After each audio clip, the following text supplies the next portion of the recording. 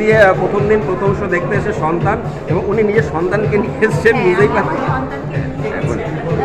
আমরা ছোট থেকে তো আমি তো ছোট থেকে মিঠুনদাকে দেখে বড় হয়েছি।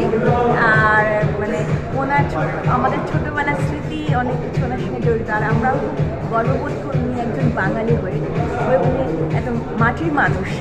আর ট্রেলারটা দেখে আমার খুব ভালো লেগেছিল। আমি আমার হাজবেন্ডকে নিয়ে এসেছি, ফার্স্ট শো আসতে পারিনি।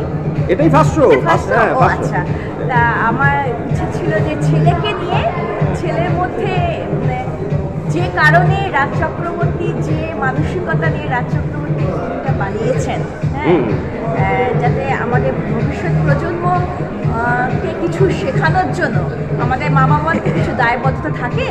শুধু তো ফিল্মের জন্য নয়, সামাজিক কিছু দায়বদ্ধতা থাকে। তা আমরা সেই থেকে চেয়েছি যে